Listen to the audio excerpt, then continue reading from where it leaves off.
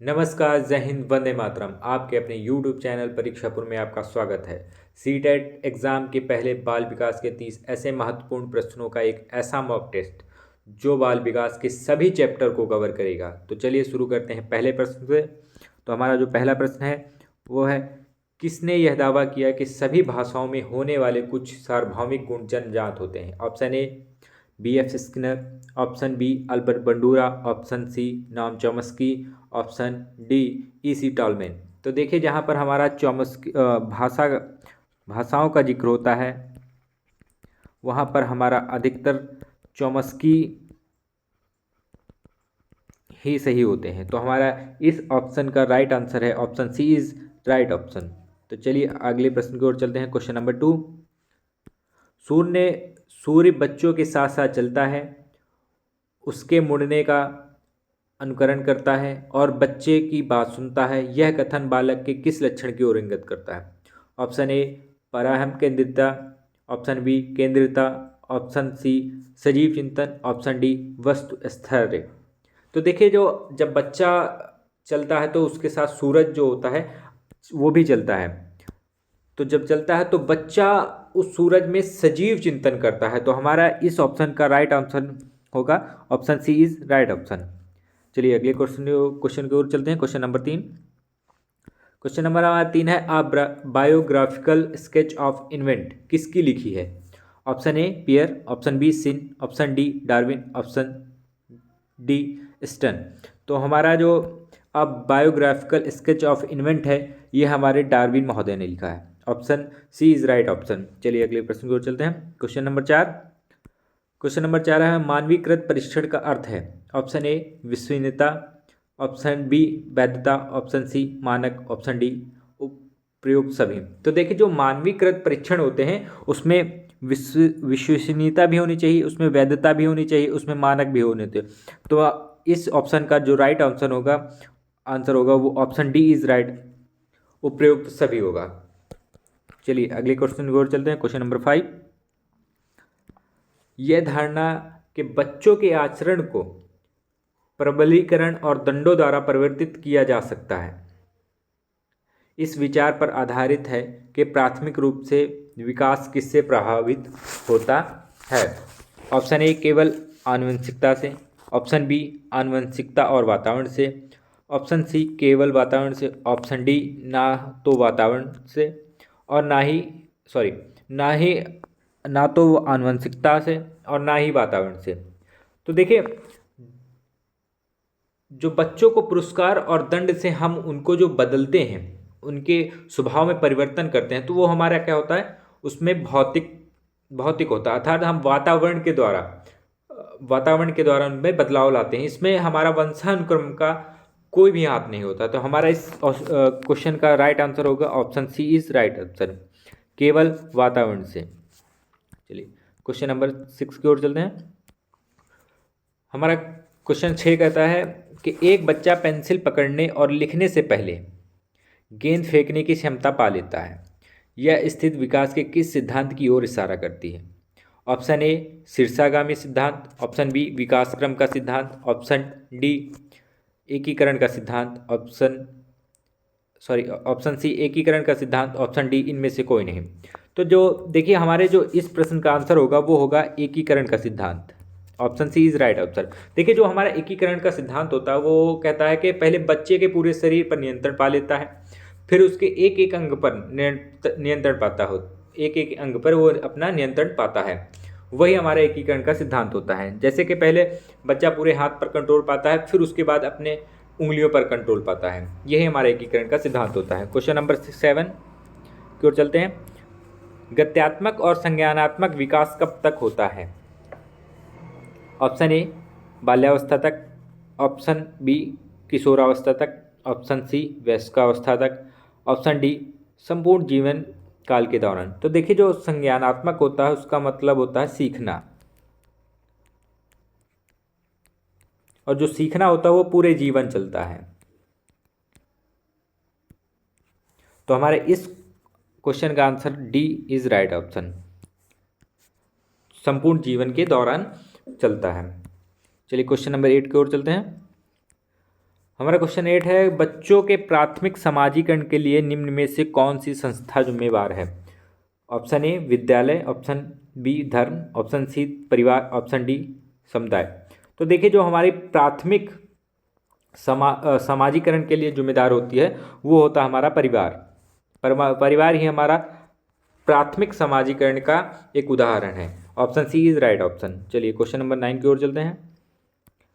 किस मनोवैज्ञानिक के अनुसार विकास एक सतत और धीमी प्रक्रिया है? ऑप्शन ए काल्सनिक, ऑप्शन बी पियाजे, option C Skinner, option D Hurlock. तो देखिए, जो विकास एक सतत और धीमी प्रक्रिया है वो हमारे स्किनर महोदय ने कहा था। Option C is right option. चलिए क्वेश्चन नंबर 10, व्यक्तित्व विकास की अवस्था है?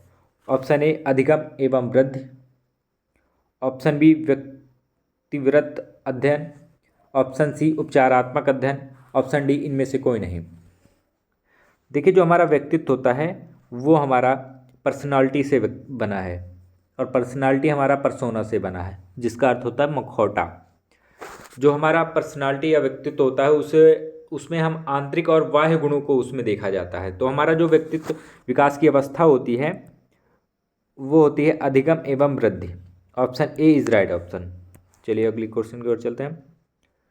क्वेश्चन नंबर 11, तनाव और क्रोध की कौन सी अवस्था है? ऑप्शन ए शैशवावस्था, ऑप्शन बी बाल्यावस्था, ऑप्शन सी किशोरावस्था, ऑप्शन डी वृद्धावस्था। देखिए, जो हमारी तनाव और क्रोध की अवस्था होती है वो होती है किशोरावस्था,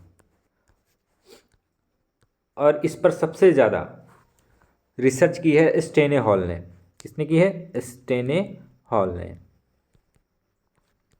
और जो हमारी किशोरावस्था की उम्र होती है 12 से 18 वर्ष होती है। बाल्यावस्था की उम्र होती है 6 से 12 वर्ष। चलिए अगले प्रश्न की ओर हैं। क्वेश्चन नंबर 12, बालक के विकास का परिणाम है? ऑप्शन ए वंशानुक्रम, ऑप्शन बी वातावरण, ऑप्शन सी वंशानुक्रम व वातावरण की अंतःक्रिया, ऑप्शन डी आर्थिक कारक। देखिए, जो बालक के विकास का परिणाम होता है वो होता है वंशानुक्रम व वातावरण की अंतःक्रिया। Option C is right option.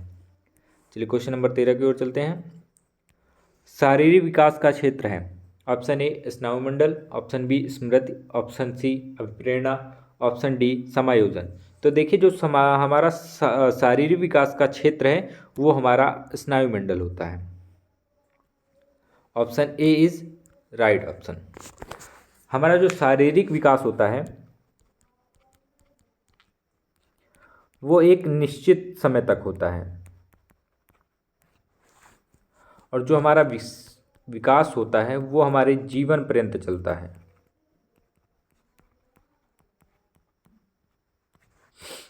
चलिए अगले प्रश्न की ओर चलते हैं। Question number 14। क्वेश्चन 14 कहता है कि श्याम पट पर लिखते समय सबसे महत्वपूर्ण क्या है? ऑप्शन ए अच्छी लिखावट, ऑप्शन बी लेखन में स्पष्टता, ऑप्शन सी बड़े अक्षरों में लिखना, ऑप्शन डी छोटे अक्षरों में लिखना। देखिए, ये जो प्रश्न है ये हमेशा सीटेट में ये विवादों में ही रहा है, और सीटेट ने जो हमारा आंसर माना है वो माना है अच्छी लिखावट। Option A is right option.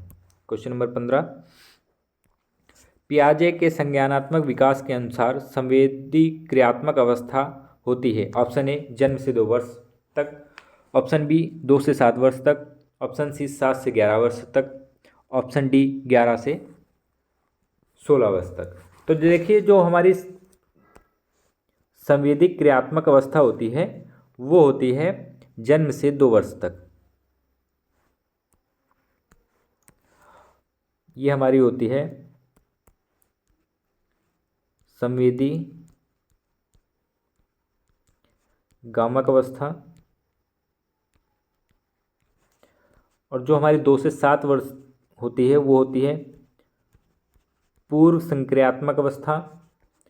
Option और जो 7 से 11 वर्ष होती है वो होती है मूर्त संक्रियात्मक अवस्था, और जो 11 से 16 वर्ष तक होती है वो होती है अमूर्त संक्रियात्मक अवस्था। चलिए क्वेश्चन नंबर 16 की ओर चलते हैं। निम्न में से कौन सा कथन सत्य है? ऑप्शन ए लड़के अधिक बुद्धिमान होते हैं, ऑप्शन बी लड़कियां अधिक बुद्धिमान होती हैं, ऑप्शन सी बुद्धि का लिंग से कोई संबंध नहीं है।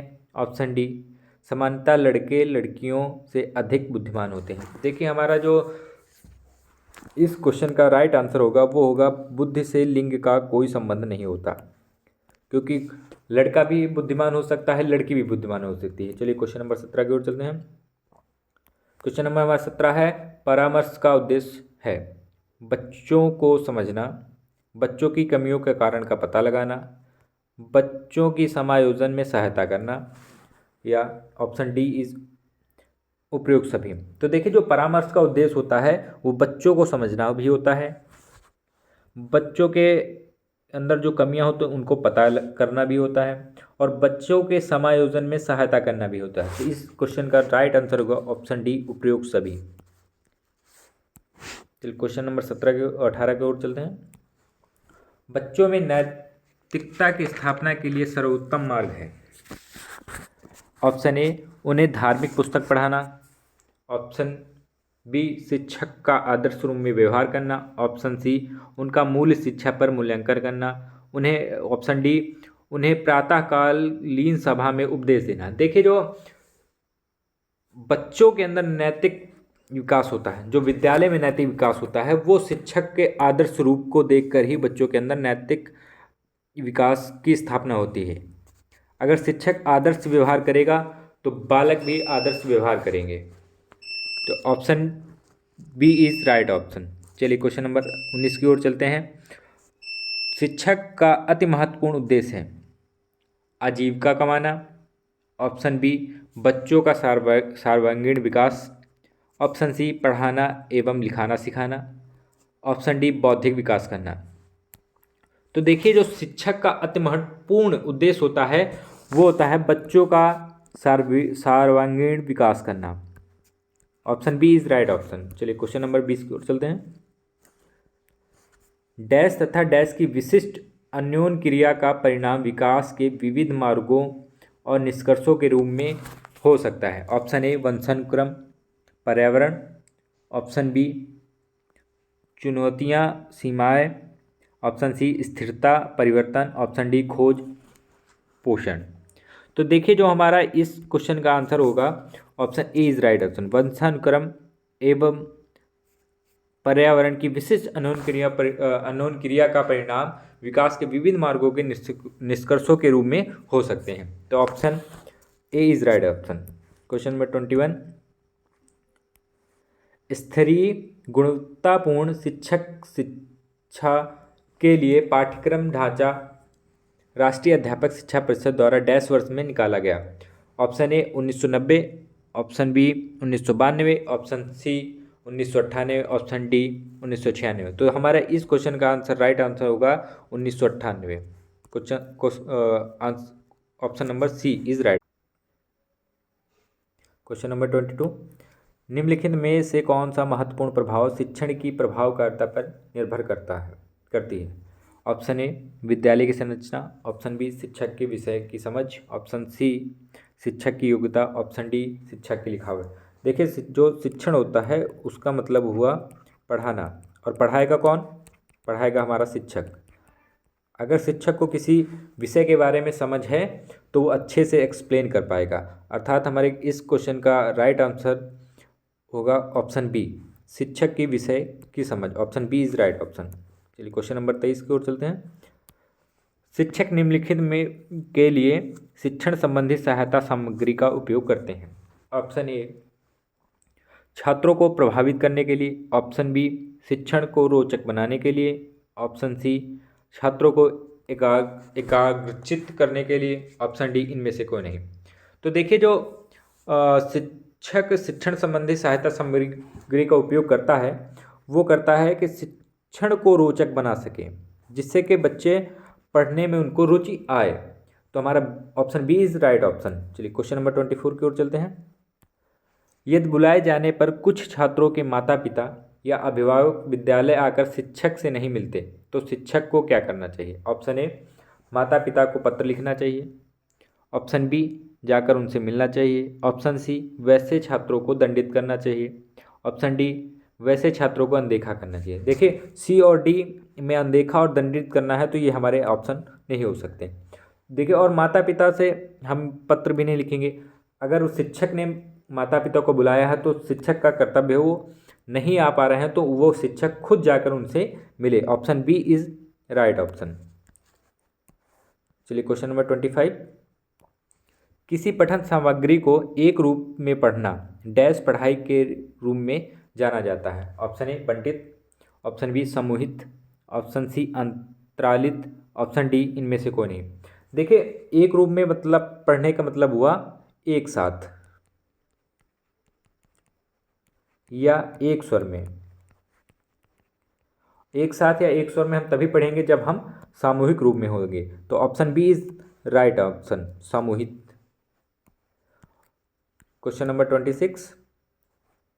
विद्यार्थियों की प्रशंसा की जानी चाहिए। ऑप्शन ए एकांत में, ऑप्शन बी अलग से, ऑप्शन सी लोगों के बीच, ऑप्शन डी व्यक्तिगत रूप से। देखिए, जब विद्यार्थियों की हम प्रशंसा करते हैं तो एकांत में करेंगे तो उससे विद्यार्थियों को कोई उत्साह नहीं आएगा। अलग से करेंगे उसका कोई मतलब नहीं, व्यक्तिगत रूप से करेंगे उसका भी कोई मतलब नहीं। तो हमारा जो जब हम लोगों के बीच करेंगे तो बच्चों को खुशी होगी और वो मोटिवेट होंगे। तो हमारा question C is right. Question number 27। किसी समस्या को हल करने के लिए विद्यार्थियों की मदद करने के लिए एक शिक्षक को निम्न में से क्या करना चाहिए। ऑप्शन ए असंगत जानकारी को चिन्हित करके विद्यार्थियों को भ्रमित करें। ये तो अगर हम विद्यार्थियों को भ्रमित करेंगे तो हमारा ये गलत हो जाएगा। विद्यार्थियों को सीधे उत्तर बताएं और उन्हें नकल करने के लिए कहें। देखिए, यहाँ नकल करने के लिए, रटने के लिए हो तो वो भी हमारा आंसर नहीं होगा। ऑप्शन डी जानकारी को खंडों में विभाजित करें, ये भी नहीं होगा। तो हमारा जो ऑप्शन सी है, ऐसे संकेत दें जो प्रासंगिक स्कीमा और संरचना को सक्रिय करें। तो हमारा option C is right option. चलिए क्वेश्चन नंबर 28 की ओर चलते हैं। जीन पियाजे के अनुसार निम्नलिखित में से किस प्रश्न को केवल औपचारिक संक्रियात्मक स्तर के बच्चे ही हल कर सकते हैं। ऑप्शन ए रौनक ने कुछ चॉकलेट खाई, उसकी बहन ने उससे 2 गुना चॉकलेट खाई, कुल मिलाकर दोनों ने 9 चॉकलेट खाई, प्रत्येक ने कुल कितनी खाई। ऑप्शन बी यदि ए तुलनात्मक रूप से बी से बड़ा है और बी सी से बड़ा है तो ए और सी का संबंध क्या है। ऑप्शन सी प्रथम विश्व युद्ध के क्या परिणाम थे। Option D 7 + 9 = 1। तो देखिए, जो हमारा ये 7 + 9 वाला है, ये प्रश्न हमारा 2 से 7 वर्ष वाला बालक भी कर लेगा।